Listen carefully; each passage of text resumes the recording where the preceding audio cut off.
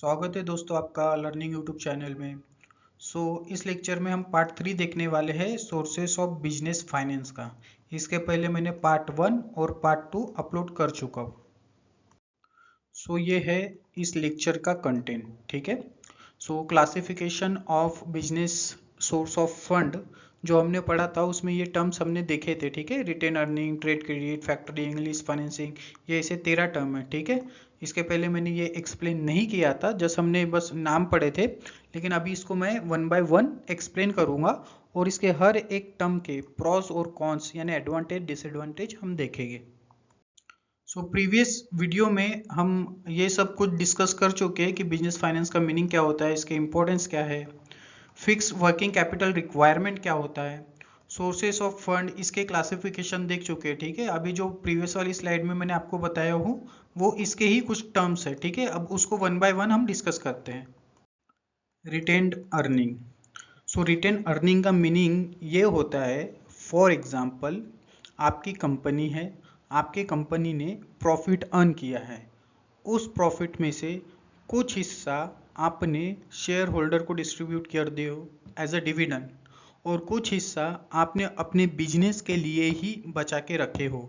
तो जो अमाउंट आपने बचा के रखी है प्रॉफिट में से उसको कहते हैं retained earning. Clear. For example देखिए, इधर एग्जाम्पल दिया हुआ है, आपके कंपनी में प्रॉफिट अर्न हुआ 10 लाख का, उस 10 लाख में से आपने 6 lakh as a dividend distribute कर दिया, ठीक है। अभी बचा कितना, 4 लाख। तो ये 4 लाख आपका रिटेन अर्निंग है, ठीक है। अभी ये आप अपने बिजनेस के लिए कभी भी यूज़ कर सकते हो। कौन कौन से काम के लिए यूज़ करोगे आप बिजनेस में?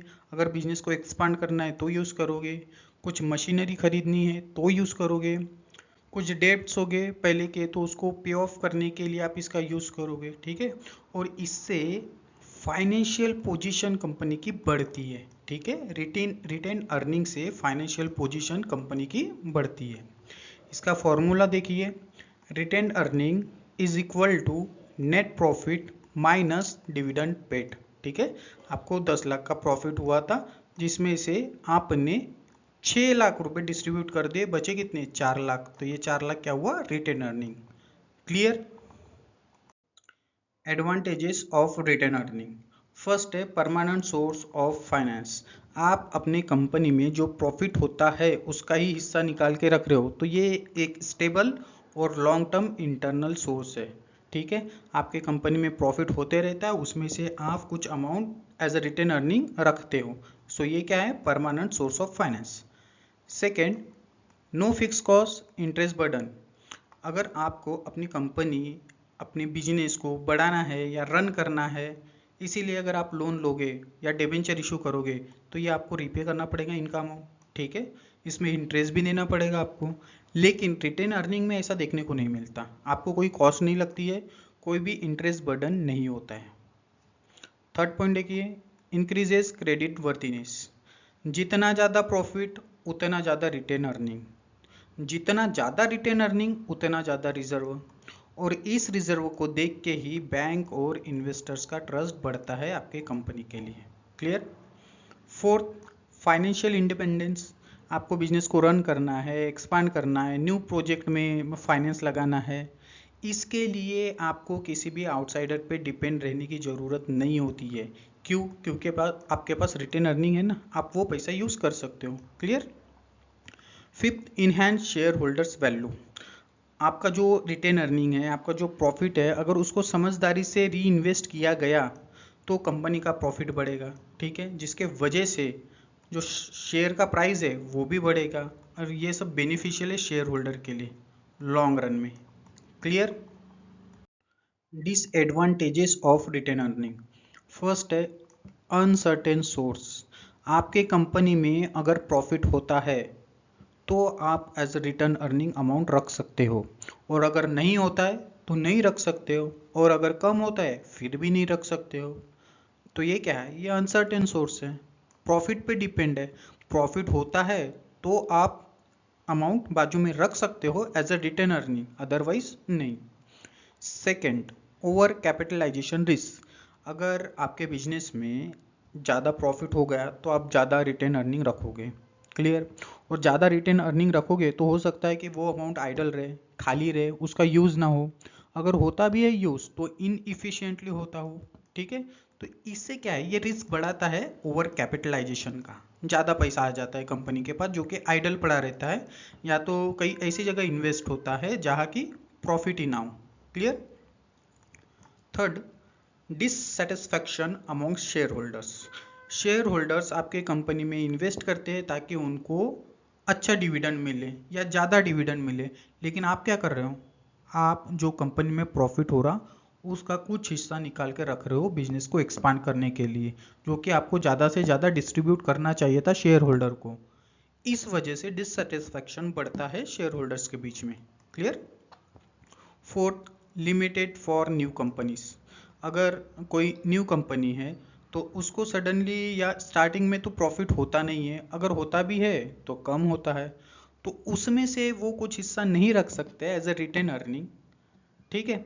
तो ये न्यू कंपनी के लिए नहीं है रिटेन अर्निंग, ठीक है, क्योंकि ये प्रॉफिट पे डिपेंड होता है और न्यू कंपनी स्टार्टिंग में प्रॉफिट नहीं कमाती है, क्योंकि उनको मार्केट में बेस बनाने के लिए ही वक्त लगता है। क्लियर।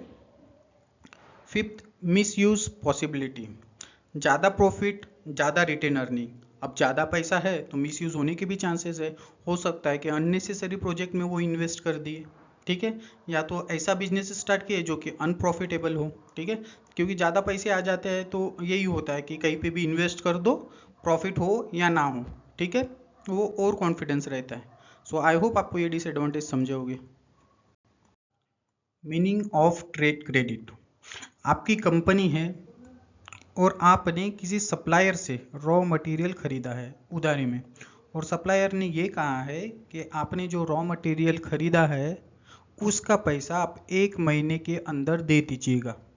सो ये जो 1 महीना है यही है ट्रेड क्रेडिट। क्लियर। जितना उन्होंने पीरियड दिया है उस पीरियड के अंदर आपको पेमेंट देना है, तो वो पीरियड को ही कहते हैं ट्रेड क्रेडिट। एग्जाम्पल देखिए, होलसेलर ने 1 लाख रुपए के रॉ मटेरियल मैन्युफैक्चर को बेचे हैं उधारी में, ठीक है, और कहा है कि आप 60 दिन के अंदर पेमेंट कर दीजिएगा। तो ये जो 60 दिन है ना, इसको ही कहते हैं ट्रेड क्रेडिट, ठीक है। और ये बिजनेस टू बिजनेस यानी B2B में ये वेरी कॉमन है, ठीक है, शॉर्ट टर्म फाइनेंसिंग के लिए। B2B क्या होता है, बिजनेस टू बिजनेस। जैसे होलसेलर ये भी बिजनेस है, बेच रहा है ना ये, और ये मैन्युफैक्चरर ये खरीद तो रहा है 1 लाख रुपए के गुड्स उधारी में, लेकिन ये प्रोसेस करके बेचेगा ना, इसीलिए तो इसको मैन्युफैक्चर कहते हैं। तो ये भी बिजनेस हुआ, ये भी बिजनेस हुआ। Clear. Nature of trade credit देख लेते हैं, ट्रेड क्रेडिट के क्या क्या फीचर्स है। No immediate cash outflow. आपके कंपनी ने सप्लायर से रॉ मटेरियल उधारी में खरीदा, लेकिन आपने इमीडिएट पेमेंट नहीं दिया, इसीलिए no immediate cash outflow. Usually offered for 30 to 90 days. ये शॉर्ट पीरियड के लिए होता है ट्रेड क्रेडिट, ठीक है, 1 से 3 महीने के लिए होता है। Based on mutual trust and pass business relationship. Mutual trust होगा या पास बिजनेस रिलेशनशिप होगा तभी उधार मिलता है, ऐसे नहीं मिलता है। अगर कोई नया बिजनेसमैन है तो उसको उधारी में रॉ मटेरियल्स नहीं बेच सकते हैं। क्यों? क्योंकि हो सकता है ना डिफ़ॉल्ट होने के चांसेस है। वो परचेस तो कर लेगा उधारी में, लेकिन पैसे नहीं देगा तो चांसेस हो सकते हैं। इसीलिए ये जो ट्रेड क्रेडिट होता है ये म्यूचुअल ट्रस्ट पे चलता है। Clear. Recorded as a accounts payable और creditor in the buyers book. आपने सप्लायर से उधारी में गुड्स खरीदा है, ठीक है, सो आपके बुक्स में एंट्री होगी एज अकाउंट पेबल और क्रेडिटर। अकाउंट पेबल कौन और क्रेडिट कौन, दोनों एक ही है, ठीक है। इसमें सप्लायर का नाम आएगा, क्यों? क्योंकि उस सप्लायर को आपको पैसे देने हैं, इसीलिए। Advantages of trade credit. First है इजी एंड कन्वीनियंट सोर्स। अगर आप लोन लेते हो तो बहुत सारा पेपर वर्क रहता है, फॉर्मल प्रोसेस होती है, लेकिन ट्रेड क्रेडिट में ऐसा कुछ नहीं होता, ये इजीली अवेलेबल हो जाता है, इसीलिए कन्वीनियंट। Second, improve liquidity. आपने उधारी में गुड्स खरीदा, आपको पैसे देने की ज़रूरत नहीं पड़ी, तो पैसा आपके पास बच गया ना, और उस रॉ मटेरियल को खरीद के आपने प्रोसेस किया और आगे बेच दिया। अब आगे में बेच दिया तो उधर से भी पैसा आपके पास आ गया, यानी आपने जब परचेस किया तभी भी आपका पैसा बच गया और आपने जब सेल किया तो आपके पास पैसा आ गया। सो इससे क्या हुआ, आपके कंपनी में लिक्विडिटी इंप्रूव हो गई, बढ़ गई। Clear. Third, promote business growth. जो स्मॉल बिजनेसेस होते हैं उनके पास वर्किंग कैपिटल कम होता है और उनको ऐसी ट्रेड क्रेडिट वाली फैसिलिटी मिल गई तो वो अपने बिजनेस को ग्रो कर सकते हैं। क्लियर। Fourth, no interest. आपने उधारी में गुड्स खरीदा, सेलर ने कहा आपको कि आप 60 दिन के अंदर पेमेंट दे देना, और आपने अगर 60 दिन के अंदर पेमेंट दे दिया तो आपको कोई भी इंटरेस्ट देने की ज़रूरत नहीं है। Clear. Fifth, encourages good relation. देखिए, सप्लायर ने म्यूचुअल ट्रस्ट से आपको गुड्स उधारी में दिया, आपने जितने दिन उसने अलाउड किया उतने दिन के अंदर आपने उसको पेमेंट दिया, इससे क्या हुआ, म्यूचुअल ट्रस्ट बढ़ा। ठीक है। सो इससे क्या होता है, गुड रिलेशन बढ़ते हैं आगे भी। Clear. Disadvantages of trade credit. First है लिमिटेड अवेलेबिलिटी। ठीक है, अगर आपका रिलेशन अच्छे है, ट्रस्ट है, तो ही आपको उधारी में माल मिलेगा, अदरवाइज नहीं मिलेगा। और अगर आपकी न्यू कंपनी है, न्यू बिजनेस है, तो आपको कोई भी बिजनेसेस उधारी में गुड्स नहीं देगा, क्योंकि वो किसी नए बिजनेसेस पे ट्रस्ट जल्दी नहीं करते हैं। क्लियर। सो limited availability. Second, short term nature. मैंने अभी बताया कि ये 1 महीने से 3 महीने के लिए होता है, तो ये शॉर्ट टर्म नेचर है। अगर आपको लॉन्ग टर्म इन्वेस्टमेंट करना है, फिक्स एसेट परचेस करना है, तो ये ट्रेड क्रेडिट सुटेबल नहीं है लॉन्ग टर्म इन्वेस्टमेंट के लिए। Third, loss of cash discount. आपको एक पर्टिकुलर पीरियड मिला है, उस पीरियड के अंदर आप पेमेंट करते हो तो आपको कैश डिस्काउंट मिलेगा, अदरवाइज नहीं। फॉर एग्जाम्पल, आपने रॉ मटेरियल खरीदा है और सेलर ने आपको बोला है कि 60 दिन के अंदर पेमेंट करना, आपने 30 दिन के अंदर ही पेमेंट कर दिया तो आपको कैश डिस्काउंट मिलेगा, और आपने अगर पेमेंट नहीं किया तो आपको कैश डिस्काउंट नहीं मिलेगा। Fourth, over trading risk. आपकी जितनी कैपेसिटी है उससे ज़्यादा आप रॉ मटेरियल खरीद रहे हो। क्यों? क्योंकि आपको इमीडिएट कैश देने की ज़रूरत नहीं है, इसीलिए। लेकिन आगे में तो ये फाइनेंशियल स्ट्रेस बढ़ेगा ना, क्योंकि जो पीरियड है उस पर्टिकुलर पीरियड के बाद तो आपको पैसा देना पड़ेगा ना उनको, इसीलिए ओवर ट्रेडिंग रिस्क होता है। Fifth, supplier pressure. आपने पेमेंट में डिले किया तो सप्लायर और आपके बीच में क्या होगा, रिलेशनशिप डैमेज हो जाएगी। ठीक है। सप्लायर स्टॉप कर देगा फर्दर आपको उधारी में गुड्स बेचना और चार्ज करेगा इंटरेस्ट। क्यों? क्योंकि आपने उस पर्टिकुलर पीरियड में पैसा नहीं दिए, इसीलिए। Thank you.